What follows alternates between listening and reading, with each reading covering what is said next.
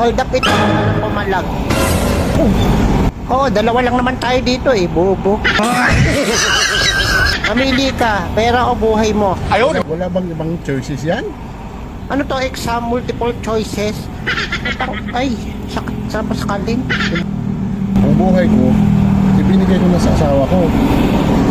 Pati sahod ko, nasa kanya, andun sa kanya yung ATM ko. Hindi ka binibigyan ng pera? Dapper ka ba o ano, nangaasar ka eh. O sorry na, hindi ko naman alam eh. Pagod ako, galing ako trabaho overtime. Grabe naman affected mo. Sahod ko, wala naman ako nakukuha. Wala ganun, kahit pamasahe. Wala na kahit pamasahe, panggas. Kung mang-hold up ka, ka ng mga asar. Sige na, hindi na kita hold upin eh. Ano ba eh? Dapat kung mang-hold up ka, yung mga binata, walang asawa. Ano yun, tatanungin ko muna kung may asawa o wala. Hold up lang, walang asawa. Hindi ko naman alam eh. Hindi ba lang hindi kitang kasuhan yun? Dalawang kaso mo. Wala ganun ba yun? Bullying. Mga ano ka eh. Uy, totoo yun?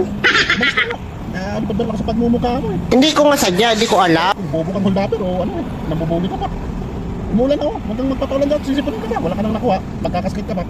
Malas mo naman. Sige, dyan ka na. Kasi napaalis na, hindi ko naman alam na under Ito mo. na, bobo ka. Kinabahan ako dun ah.